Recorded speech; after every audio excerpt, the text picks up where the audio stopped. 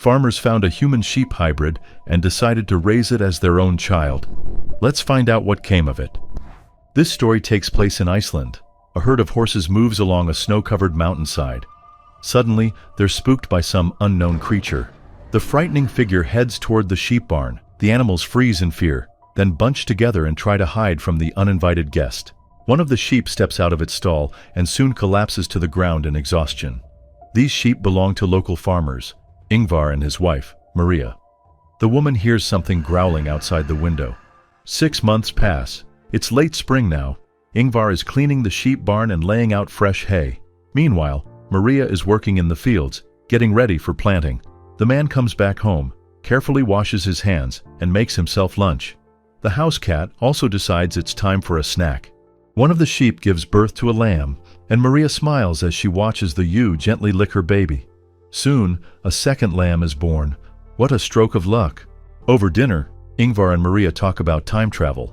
They're simple farmers, so they're not so interested in the idea of seeing the future. What this couple would much rather do is go back and fix the painful mistakes of their past. Soon, another pregnant ewe is expected to give birth. The animal is visibly nervous. Maria asks Ingvar for help, then goes to bed to have a rest. Ingvar heads to the barn, pours the sheep some fresh water, gives them another portion of hay, and returns to the house. We get the sense that the couple isn't very close. Each of them lives their own life and focuses on their routines. What truly connects them now is their shared affection for the house cat, and of course, the sheep. The next morning, Ingvar and Maria count their sheep and attach special tags to them. They have 374 animals in total. That's a huge flock. Later, the farmers have tea and discuss work matters, such as a broken tractor.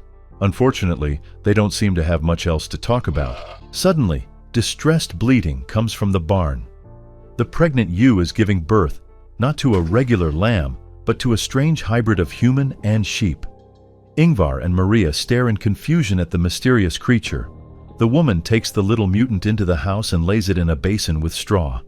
Ingvar and Maria care for this human-sheep hybrid as if it were their own baby, and even give her a name, Ada. Yes, it's a girl. The other sheep get on with their usual lives in the barn. But the ewe who gave birth to the mutant is clearly upset and constantly calls out for her baby. That night, Maria suffers from insomnia.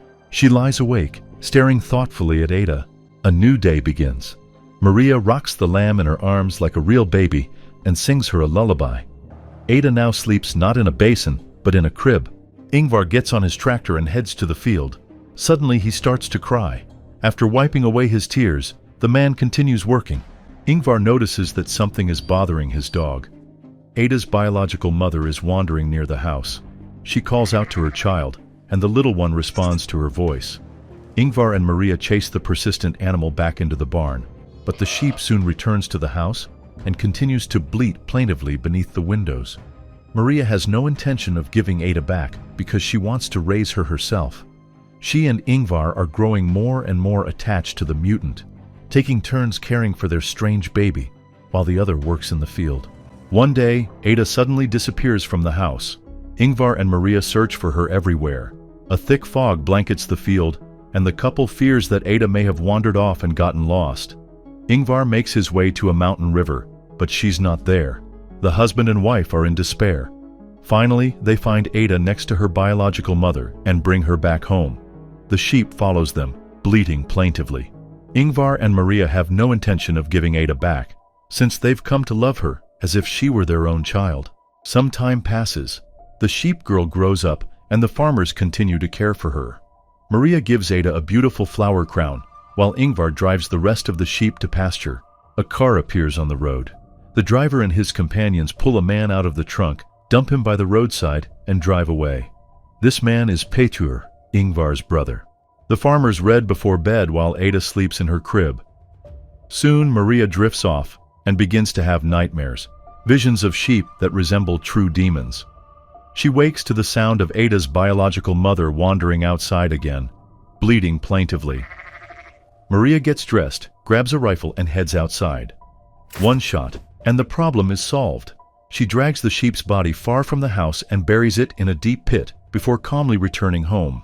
It turns out that Pétur had been hiding behind the barn and saw everything Maria did. The woman washes off the traces of her crime and gets back into bed. Peter falls asleep on an old couch near the sheep. When he wakes up, he comes out of the barn and greets Ingvar. Maria embraces Peter and invites him to the table. Ingvar calls for Ada. Soon, the girl with the head of a sheep enters the kitchen. Ingvar and Maria gaze lovingly at this strange being, while Peter is stunned by what he sees. Not a single word is spoken over lunch.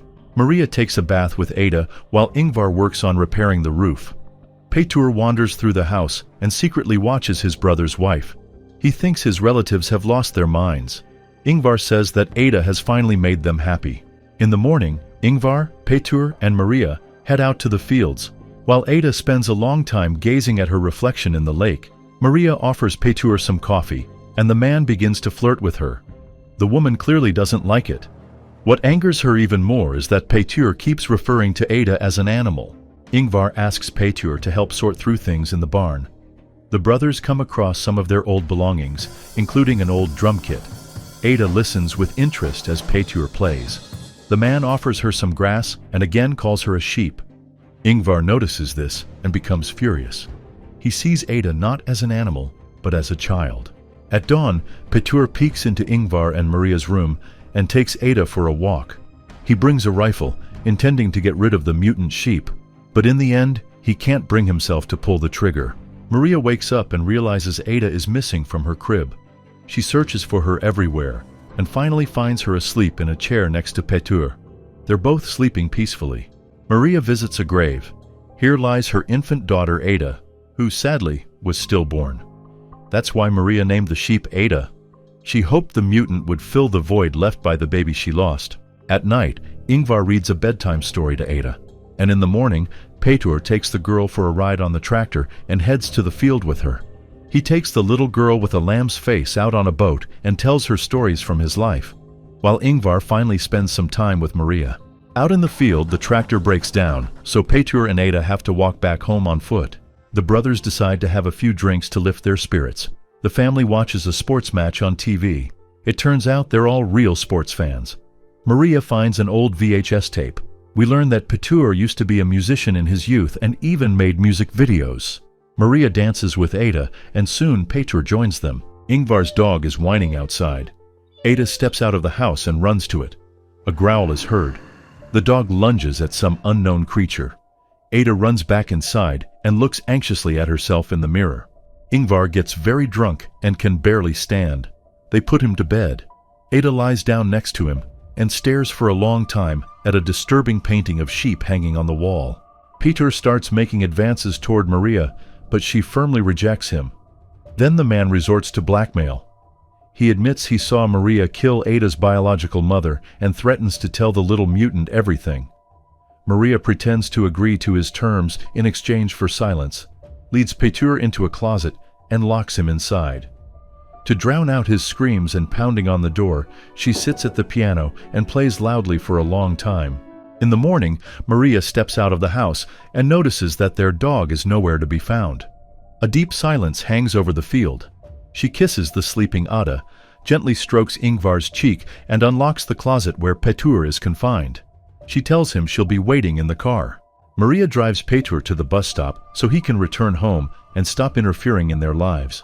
She explains that Ada is the best thing that has ever happened to her, and she won't let anyone insult her. The man agrees and leaves. Ingvar wakes up to find that neither his wife nor his brother is home. He and Ada have breakfast together. The man is suffering from a bad hangover after drinking the night before.